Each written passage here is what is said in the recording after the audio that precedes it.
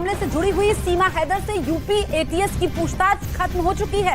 पूछताछ में किसी भी तरह जासूसी एंगल सामने अब तक नहीं आया है। यूपी एटीएस जल्द ही अब यूपी सरकार को अपनी ये पूरी रिपोर्ट सौंपेगी। यूपी पुलिस रिपोर्ट जांच एजेंसियों को भी भेजेगी। फिलहाल पाकिस्तान रिपोर्ट नहीं किया जाएगा सीमा को। ये बड़ी खबर हम आपको बता दें कि ये पूरी जांच अब की जो रिपोर्ट है वो अब सरकार को सौंपी जाएगी। जांच एजेंसियों की तरफ से जो रिपोर्ट तैयार की गई है उसे सरकार को सौंपा जाएगा। और जानकारी ये भी है कि फिलहाल सीमा को पाकिस्तान रिपोर्ट नहीं किया जाएगा। सीमा हैदर मामले से जुड़ी ये बड़ी खबर। और आज भारतीय विदेश मंत्रालय ने सीमा हैदर को लेकर अपनी प्रतिक्रिया भी जाहिर की है। न्यूज 18 के सवाल पर विदेश मंत्रालय के प्रवक्ता ने सीमा हैदर को लेकर क्या कहा है वो आपको सुनवाते हैं। सर, नीरज हूं न्यूज 18 इंडिया से। सीमा हैदर को लेकर पाकिस्तान ने कॉन्सुलर एक्सेस मांगा है। क्या विदेश मंत्रालय का रुख है और क्या कॉन्सुलर एक्सेस दिया जा सकता है इस मामले में? नीरज, आपका प्रश्न था सीमा हैदर वाले मुद्दे पे। देखिए, इस मामले की जानकारी है हमारे पास और अदालत में इसकी पेशी हुई थी और उसके बाद उनको जमानत दे दी गई। वो बेल पे है बाहर और मामले की जांच चल रही है और आगे की जानकारी उपलब्ध होने पर हम आपको बताएंगे। सीमा की गुत्थी को सुलझाने के लिए एटीएस की टीम लगातार उन सवालों का जवाब ढूंढ रही है जो सीमा हैदर ने पिछले कई दिनों में बार बार दोहराए हैं। पाकिस्तान से लेकर नेपाल तक के सीमा के कनेक्शन को सुलझाने की कोशिशें हो रही हैं। सीमा का नेपाल जाने का दावा जो सच साबित हुआ, लेकिन जासूसी की सुई अब भी उस पर पूरी तरह से खींची नजर आ रही है।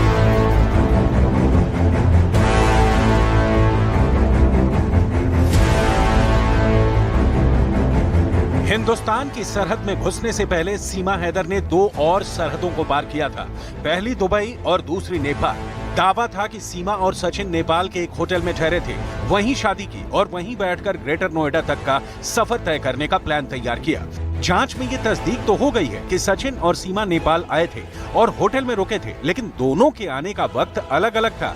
नेपाल के इस होटल में पहले सचिन आकर कमरा लेता है, फिर दूसरे दिन सीमा हैदर आती है। जब होटल मैनेजर रिश्ता पूछता है तो सचिन सीमा को अपनी पत्नी बता देता है और उसे रहने की परमिशन मिल जाती है। पहले सचिन आया था तो सचिन पहले दिन आया तो सचिन ने होटल बुक किया तो उसने बोला कल हमारी बीवी भी आने वाली है। तो फिर उन्होंने वो जो सीमा है वो दूसरे दिन आई। दूसरे दिन आने के बाद वो लोग 6-7 दिन बैठा। जब जाने के बाद भी पहला सीमा चली गई थी तो दूसरे दिन फिर वो सचिन गया था। सीमा जब नेपाल आई थी तो वो अकेली थी, जबकि भारत वो अपने 4 बच्चों के साथ आई। ये अपने आप में एक बड़ा सवाल है कि आखिर 7 दिनों तक सीमा के बच्चे कहां थे? अगर नेपाल आए थे तो किसके पास रुके थे? दावा है कि सचिन ने होटल में अपना नाम भी गलत बताया था। भारतीयों से नेपाल में ज्यादा जानकारी नहीं जुटाई जाती है, इसका सीमा और सचिन दोनों ने फायदा उठाया। जब न्यूज में दिखा तो मालूम पड़ा हाँ वो लोग सीमा सचिन था। वो लोग जब एंट्री किया था दूसरे नाम से किया था। वो लोग का शिवांश। सीमा सचिन काठमांडू के जिस होटल में रुके थे वहां के मालिक गणेश का दावा है कि सचिन और सीमा का व्यवहार होटल में बहुत अच्छा था। किसी से ज्यादा बातचीत नहीं, सिर्फ रात के वक्त ही वो ज्यादातर बाहर निकलते थे, बाकी दिन भर रूम में ही रहते थे। ज्यादा से ज्यादा तो रूम में ही सोते थे दिन भर। तो सुबह शाम को वो लोग बाहर निकलते थे तो फिर जल्दी आ जाते थे, क्योंकि हमारा होटल शाम को 9:30-10 बजे सब क्लोज हो जाती है। तो वो लोग 8-8:30 बजे पहुंच जाते थे। वो लोग ज़्यादा से ज़्यादा बाहर से फ्रूट्स, केले, बनाना जो भी है एप्पल्स, फ्रूट्स खाते थे ज़्यादा से ज़्यादा। और वो लोग अगर रूम में खाना खाए तो वो लोग वेज थाली खाते थे। तो ज़्यादा बाहर भी नहीं जाते थे लोग, ज़्यादा से ज़्यादा रूम में रहते थे। यानी सीमा अपने राज को सचिन तक ही रखना चाहती थी। वो नहीं चाहती थी कि किसी को भी उसके पाकिस्तानी होने पर शक हो, इसीलिए वो रात के अंधेरे में सचिन के साथ बाहर घूमने के लिए निकलती और फिर वापस रूम में लौट आती। मामले में डीजी प्रशांत कुमार का कहना है कि एजेंसियां जल्द ही सारे सच को सामने लाएंगी। अब उसके बाहर भेजने की जो विधिक प्रक्रिया है उस हिसाब से कार्रवाई चल रही है। क्या बाहर भेजा जाएगा सर? वापस नहीं, रिपोर्ट किया जाएगा। ये तो इसके लिए पहले से कानून तय है, उस हिसाब से कार्रवाई, कानून अपना काम। भारत में दाखिल हुई है, क्या नाकामी लगती है सुरक्षा? नहीं, ऐसा नहीं है। जो अगर हमारा बॉर्डर पोरस है और उसके लिए कोई पासपोर्ट की आवश्यकता नहीं है, तो इसलिए इस तरह की चीजें। लेकिन एक पाकिस्तानी नागरिक नहीं, ये तो किसी के चेहरे पे तो कुछ लिखा नहीं। सीमा और सचिन इस वक्त एटीएस के सेफ हाउस में हैं। सीमा और सचिन के अलावा सचिन के पिता नेत्रपाल और सीमा के 2 बच्चों से भी सवाल जवाब किए गए हैं। पूछताछ के दौरान सीमा ने जासूस होने की बात से साफ इनकार किया और सचिन से मोहब्बत के चलते ही भारत आने की बातें दोहराई।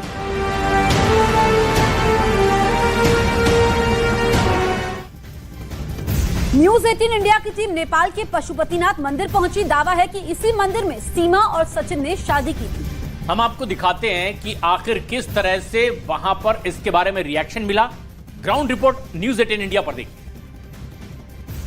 शक्तिपीठ श्री ग्रहेश्वरी मंदिर है, जो पशुपतिनाथ मंदिर के दूसरा हिस्सा है और इसी जगह पर बताया जाता है कि यहाँ पर शादी होती है।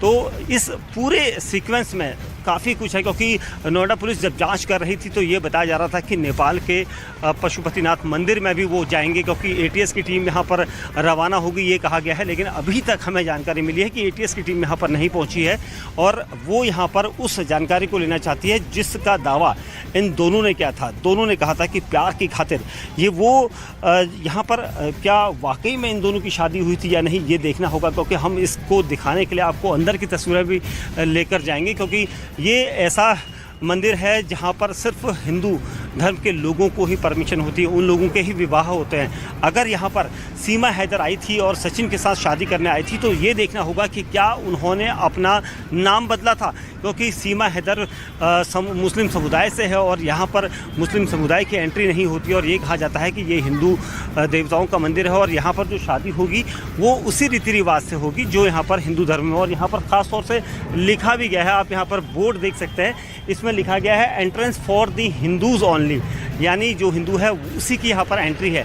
तो सीमा हैदर और ग्रेटर नोएडा के रबुपुरा में रहने वाले सचिन मीणा ने जिस तरह से दावा किया था कि उन्होंने नेपाल के पशुपतिनाथ मंदिर में 10 मार्च को शादी करी थी और 10 मार्च के दौरान 10 मार्च से 17 मार्च तक वो यहाँ पर रहे थे और उस दौरान उन्होंने एक होटल लिया था। उस होटल के बाद उन्होंने इसी जगह पर शादी करने का दावा किया है।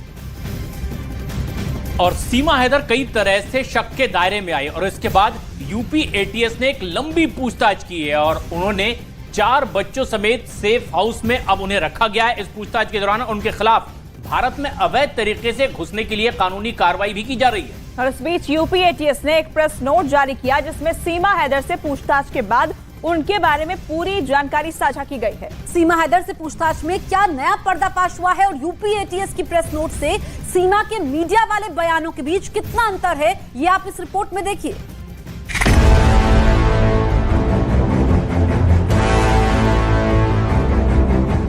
मैं भी उनके साथ खुश हूँ और अल्लाह और भगवान करे कि हमेशा खुश रहे। मोदी जी से मेरी रिक्वेस्ट है कि मैं हिंदू धर्म में तो आ गई हूँ।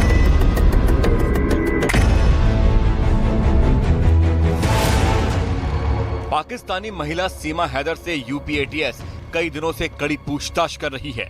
सीमा हैदर और सचिन से यूपी एटीएस ने अलग अलग और फिर एक साथ में बैठाकर भी पूछताछ की, लेकिन अभी तक एटीएस के हाथ ऐसी कोई जानकारी नहीं लगी है जिससे सीमा पर जासूस होने का शक गहराए। सूत्रों के मुताबिक यूपी एटीएस ने सीमा हैदर को एक पाकिस्तानी जासूस मानकर ही पेचीदे सवाल किए, घुमा फिराकर सवाल किए। यूपी एटीएस ने एक ही सवाल को कई तरीके से पूछा, लेकिन सीमा हैदर का जवाब एक ही था। उसके भारत आने के मकसद के बारे में यूपी एटीएस जितने तरीके से भी सवाल पूछती थी, सीमा हैदर उसका एक ही जवाब देती थी कि वो सचिन के प्यार में भारत आई है। वो सचिन मीणा के साथ अपनी जिंदगी बिताना चाहती है और वो पाकिस्तानी खुफिया एजेंसी आईएसआई की जासूस नहीं है। जो सबसे कह रहे हैं बड़े एजेंसी जासूस हैं, कुछ भी हैं वो कर रहे हैं मेरी जासूस, तो मुझे यकीन है कि कुछ भी नहीं होगा। कुछ है ही नहीं तो कुछ होगा कैसे। मैं इनकी मोहब्बत में आई थी। सीमा हैदर ने जो जवाब यूपी एटीएस को दिया है वही जवाब नोएडा पुलिस को भी दिया था और वही जवाब सीमा हैदर ने तमाम न्यूज चैनलों पर इंटरव्यू के दौरान दिया। यानी कि सीमा हैदर के बयान में कहीं भी कोई भी तब्दीली नहीं है। हर बार ऐसा सदा हुआ और एक जैसा जवाब कोई तभी दे सकता है जब या तो उसे झूठ बोलने की बेहतरीन ट्रेनिंग मिली हो या फिर वो सच बोल रहा हो, क्योंकि सच में छिपाने के लिए, झूठी कहानी बनाने के लिए कुछ नहीं होता। न्यूज़ 18 को दिए इंटरव्यू में सीमा ने कहा था कि उसे नोएडा पुलिस ने कहा था कि अगर वो झूठ बोलेगी और पकड़ी जाएगी तो उसकी परेशानी बढ़ जाएगी। इसीलिए सीमा ने पुलिस को सब कुछ सच सच बताने का दावा किया।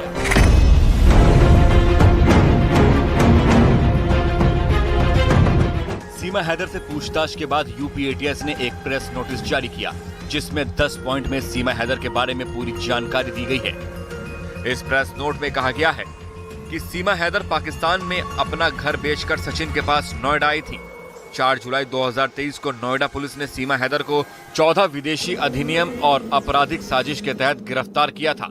2020 में ऑनलाइन गेम पबजी के जरिए से सीमा सचिन मीणा के संपर्क में आई थी। दोस्ती बढ़ने पर दोनों व्हाट्सएप पर बात करने लगे। इनकी बातचीत जब प्यार में बदल गई तब दोनों ने नेपाल में मिलने का फैसला किया। 10 मार्च 2023 को सीमा हैदर पहली बार कराची से नेपाल आई थी। इधर सचिन मीणा भी 10 मार्च को नेपाल पहुंच गया, जहां दोनों 10 मार्च से 17 मार्च तक काठमांडू के न्यू विनायक होटल में कमरा लेकर साथ रहे। 17 मार्च को सीमा पाकिस्तान चली गई और सचिन भारत लौट आया।